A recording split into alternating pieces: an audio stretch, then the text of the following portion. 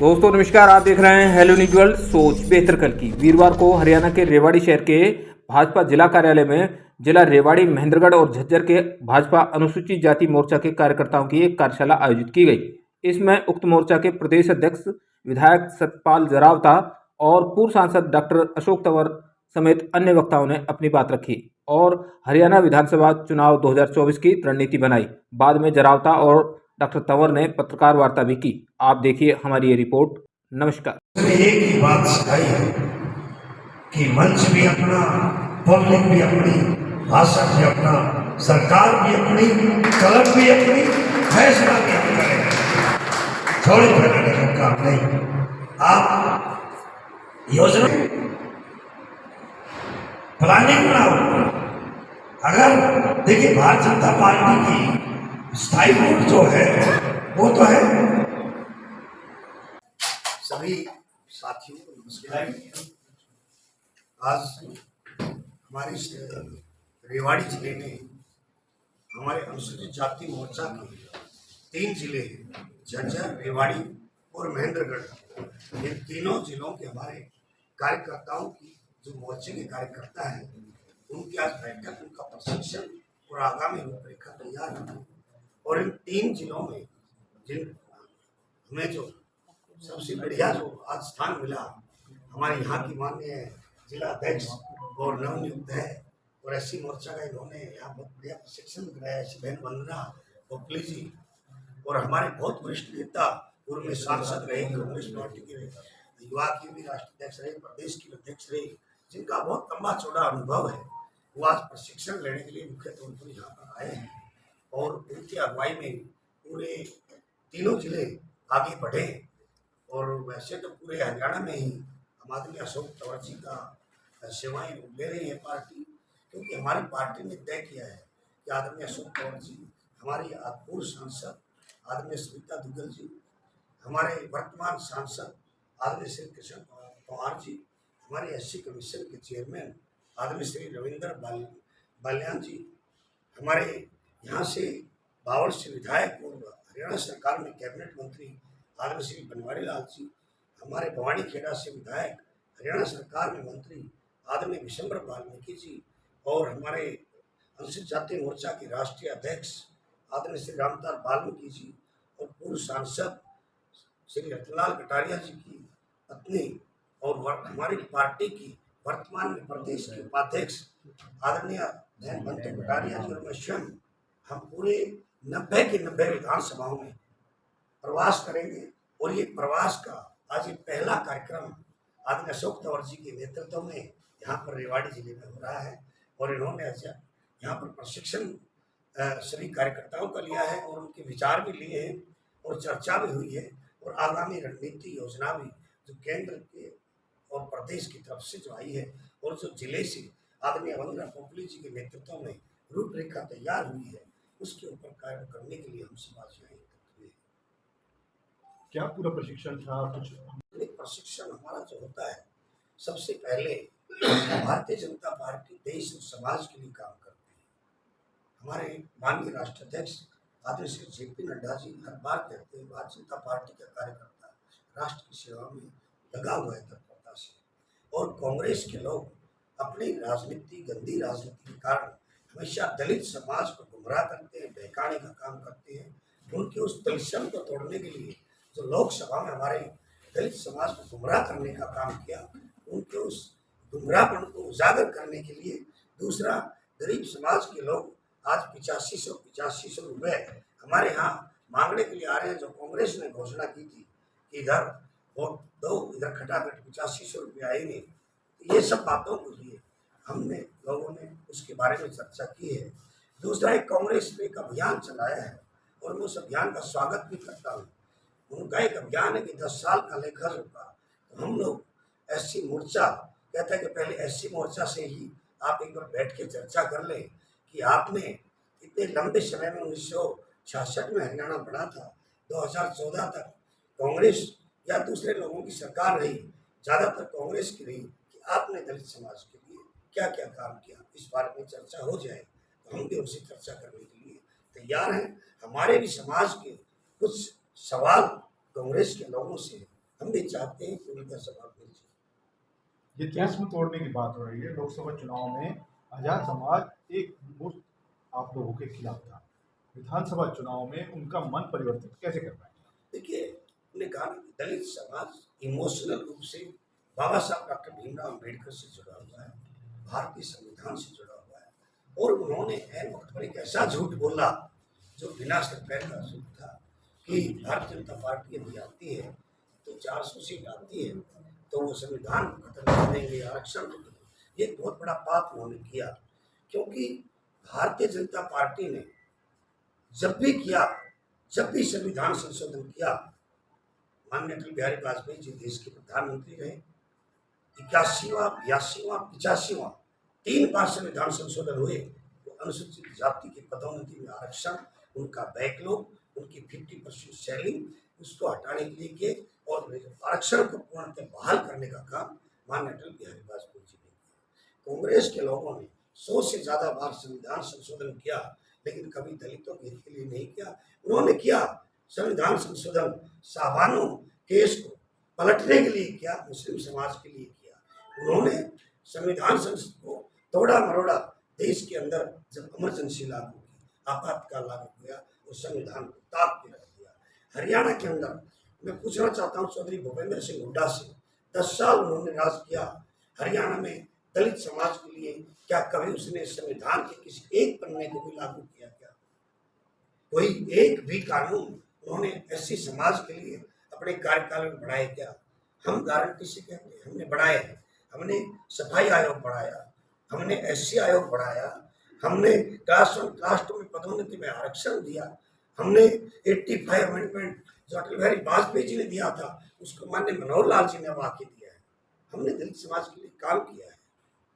ये बातें हम इस समाज को बताना भी चाहते हैं, और इसलिए हमने कहा कि कांग्रेस ने, अन्यथा जब अत्याचार कांग्रेस के टाइम में हुए तो एससी कमीशन तो कांग्रेस ने बनाना चाहिए था। जब दलित समाज मर रहा था सी और अपने पढ़ कर, तो सफाई आयोग उन्होंने बनाना चाहिए था, लेकिन कभी नहीं बना। हमारे समाज के एफआईआर तक दर्ज नहीं होती थी, आज ऑनलाइन दर्ज हो जाती है। ये बड़ा परिवर्तन आज है, आप खुद देख रहे हैं। और जो केंद्र की योजनाएं, सीधा फायदा हमें मिल रहा है। प्रधानमंत्री अन्न वितरण योजना का हमें मिल रहा है, आवास योजना का हमें मिल रहा है, आयुष्मान भारत का हमें मिल रहा है, उज्ज्वला योजना का हमें मिल रहा है, हमें हर चीज का फायदा मिल रहा है। आपने सही सवाल पूछा। वैसे पार्टी का अभी इसमें अधिकृत कोई नहीं है, लेकिन मैं प्रदेश अध्यक्ष एससी मोर्चा के नाते भी और एक दलित समाज के नुमाइंदा होने के नाते भी हरियाणा के अंदर हमने जो वर्गीकरण शिक्षा के लिए माननीय मनोहर लाल जी के नेतृत्व में पहले ही किया हुआ है कि पहले शिक्षित होकर हम बराबर लाएंगे, ताकि कंपटीशन में, क्योंकि मेरिट के आधार पर नौकरियां लगती, कंपटीशन में सब लोग भाग ले सकें। दूसरा, अगर वर्गीकरण किया तो भी कांग्रेस के टाइम में चौधरी भजनलाल के समय में हुआ, वर्गीकरण कभी खत्म हुआ तो भी कांग्रेस के कार्यकाल में हुआ। तो कांग्रेस ने इस सुप्रीम कोर्ट के इस डिसीजन को लेकर कोई प्रश्न खड़ा नहीं करना चाहिए। मुझे यह लगता है कि इस विषय में बहुत ज्यादा कांग्रेस को पहले अपने गिरबान में झांक कर तभी बोलना चाहिए। हमारे इसी मोर्चा के हरियाणा के अध्यक्ष और विधायक आदरणीय रावता साहब, हमारे जिले के अध्यक्ष वंदना पोखली जी, कप्तान जी, हमारे सभी मोर्चे के दूसरे पदाधिकारीगण और सभी हमारे जिलाध्यक्ष जी, रोहतास जी और तमाम पदाधिकारीगण जो यहाँ पर मौजूद हैं, जज्जर के राकेश जी, हमारे अग्रवाल जी, रणदेव जी और सभी मीडिया के साथीगण, सबका बहुत बहुत स्वागत है। वैसे रावता जी ने बहुत विस्तार से आपके बीच में बताया आज का जो विषय है एससी मोर्चे का। हमारे 3 जिलों के यहाँ पर जो भी मंडल स्तर तक के पदाधिकारी है, अध्यक्ष है, महामंत्री है, उनकी ये कार्यशाला थी, वर्कशॉप थी। और क्योंकि आगे विचारों से ही बदलाव होता है, हमारे जो साथी हैं जिस तरीके से 10 वर्षों में काम भारतीय जनता पार्टी ने पूरे देश में किया, नरेंद्र मोदी जी के नेतृत्व में प्रदेश में मनोहर लाल जी और नायब सैनी जी के नेतृत्व में किस तरीके से हुआ है, उन तमाम विषयों को लेकर के हमने बात रखी है। और नए जोश के साथ मंडल स्तर पर, बूथ स्तर पर हमारे सारे साथी अगले 1 महीने में वो पहुँचे, जाकर के लोगों से संवाद करे, हर घर में अपनी बात पहुँचाए। और जो लोगों को अधिकार दिए हैं वो भी हम बात रखेंगे, जो आने वाले समय में और अधिकार देंगे वो भी लोगों तक पहुँचाने का काम करेंगे। तो जो झूठ, अफवाह, षड्यंत्र, इन सब का सहारा लेकर के वो एक लाल डायरी दिखा करके, संविधान दिखा करके बार बार जो है ये दिखाने की कोशिश है कि हम संविधान हितैषी हैं।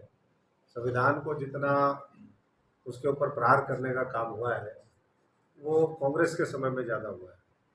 उसमें संशोधन हुए, सैकड़ों बार संशोधन उन्होंने किए। हमारे भाजपा के कार्यकाल में सिर्फ 9 बार संशोधन हुए, और वो भी गरीब समाज को ताकत देने के लिए। बातें सारी हम जनता से चर्चा करेंगे। पार्टी के दूसरे कार्यक्रम वो अपनी जगह चल रहे हैं, लेकिन एक बड़ा विशेष वर्ग है गरीब समाज का।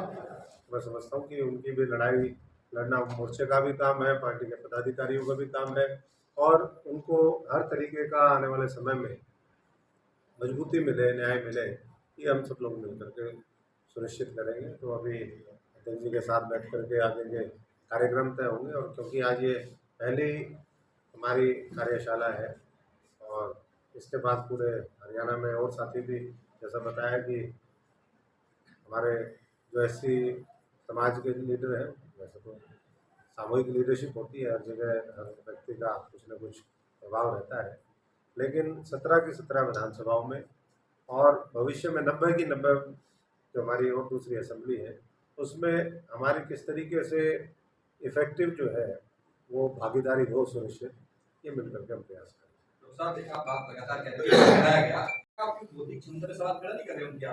जिसका जहाँ मतलब निकालता है वो वोट करता है। देखिए, बौद्धिक क्षमता नहीं है, बौद्धिक क्षमता तो अपनी जगह ठीक है, लेकिन कई बार दुष्प्रचार भी होता है। कई बार लोग ये पॉलिटिकल लोग इस हरियाणा में, मैं लीडरों का नाम लेना उचित नहीं समझूंगा, लेकिन बहुत से लोग पहले ये कहते आए हैं कि समझाना मुश्किल होता है, बहकाना आसान होता है। अब ये बताइए कि संविधान को कहाँ खतरा था, आरक्षण को कहाँ खतरा था, लेकिन कह दिया कि 400 पार होंगी तो आरक्षण खत्म कर देंगे, संविधान बदल देंगे। तो चलो वो मुद्दा खत्म हो गया। तो हम तो अपने साथियों से यही कहेंगे, परिवार हमारा ये परिवार ही है, उनको जाकर के हमने ये कहना कि भाई जो चीज़ लोकसभा में आपको कही गई वो तो कहीं सत्यता प्रमाणित तो चीज़ें थी नहीं हो। अब उन्हें आप उनकी कार्यशैली को देखिए, उनकी नीति और कार्यक्रमों को देखिए, अम्बेडकर से लेकर के, अम्बेडकर जी से लेकर के हमारे महापुरुषों की जयंतियाँ हो, वो मूर्त रूप देने का काम अगर किसी ने किया है तो बीजेपी ने किया है। इसलिए बीजेपी को एक बार फिर मौका दे, तीसरी बार फिर प्रदेश में सरकार बने, और गुमराह होने वाले लोग, करने वाले लोगों से हम बचने का काम। तो साहब वो बहुत तरह के षड्यंत्र होते हैं, विदेशी ताकतें भी इन्वॉल्व है उसमें। तो विदेशी ताकतें भी इन्वॉल्व है, उनका बैकअप भी इन्वॉल्व है, उनका पैसा भी इन्वॉल्व है। अब वो लंबे विस्तारित मुद्दे हो जाएंगे। मैं इतना ही कह सकता हूँ कि हमें जो दायित्व पार्टी की तरफ से मिला है, हम सब लोग मिलकर के उसको पूरा करेंगे और सुनिश्चित करेंगे कि चाहे वो दलित समाज हो, चाहे और किसी को भी गुमराह करने की कोशिश करी हो, उनको हम फिर दोबारा उन तक पहुँचेंगे, आउटरीच करेंगे, और 1.5-2 महीने का जो समय है उसमें हम अपने साथ लेकर के आएंगे। बड़ा बहुमत, बड़ा जनादेश फिर मिले बीजेपी को प्रदेश के अंदर, वो हम सबकी कोशिश करेंगे। तंवर साहब, आप कहते हैं कि संविधान के अनुरूप काम नहीं किया कांग्रेस ने। आप कांग्रेस में प्रदेश अध्यक्ष पद पर रहे, तो क्या उस समय आपने क्यों नहीं आवाज उठाई जब संविधान के खिलाफ काम कर रही थी? कांग्रेस में तो मैं जैसी आवाज वहां पर उठानी थी वैसे ही हम तो नहीं उठा पाए। देखिए, नहीं आवाज उठा रहे थे। मैं एक और बात भी कहना चाहूंगा, ये कोई नया मुद्दा नहीं था। संविधान, आरक्षण, ये हम जब स्टूडेंट पॉलिटिक्स में थे तब से कांग्रेस गुमराह कर रही है। इस बार वो चढ़ गया, आगे उतर जाएगा, इसमें क्या बात है? जो सच्चाई है वो तो सामने आएगी ना। नहीं, उस समय जो है, मैं वही कह रहा हूँ, उस समय ये तो पिछले 20 साल से तो हम खुद देख रहे हैं, और बहुत सी चीजें ऐसी है जिसका ज्ञान मैं नहीं समझता कि। मेरा सवाल सीधा ये है कि राजनीतिक तौर पे जब कांग्रेस जो है संविधान की उल्लंघना कर रही थी, उसकी अनदेखी कर रही थी, तो आप चुप क्यों रहे? देखिए, चुप करने का और चुप रहने का सवाल नहीं होता। पार्टी की अपनी मर्यादाएं होती हैं। जो उन्होंने अमेंडमेंट में, मैं तो बीजेपी में आया तब मैंने देखा ना उस दृष्टिकोण से कि भाई इतने अमेंडमेंट करे इन्होंने, गरीब का तो कुछ किया ही नहीं। अगर गरीब का किया होता तो वही ना सत्ता में रहते हैं। तो इसलिए चीज़ों का फर्क देखने का नजरिया भी होता है, और बाकी परिस्थितियां हैं। उन लोगों के साथ, जिन लोगों के साथ हमारा विचारधारा का यहाँ उस तरह का नीतिगत कोई तालमेल नहीं है, और उनकी तो चर्चा हम क्या करें यहाँ पर। तो क्या ये आप माना यहाँ- जाए कि आपकी राजनीतिक सोच को उस पार्टी में रह के दबा दिया गया? देखिए, दबाना तो क्या था, हमने संघर्ष किया पूरा, बहुत से मुद्दे थे। अब ये तो टॉपिक ही एक अलग शुरू हो जाएगा। आज तो हम भाजपा की चर्चा करें, कांग्रेस के बारे में विस्तार से जिस दिन आप पूछना चाहोगे फिर एक पूरी कांग्रेस के ऊपर ही और कांग्रेसियों के ऊपर एक वो करेंगे। और पिछली बार भी उन्होंने ऐसे ही किया, इस बार भी वैसे ही करेंगे। इसलिए तो मैं हरियाणा की जनता से यही आग्रह करूंगा कि एकमात्र जो है उनकी भलाई के लिए भारतीय जनता पार्टी है, उसकी नीतियां, उसका नेतृत्व, उसका मजबूती से साथ है।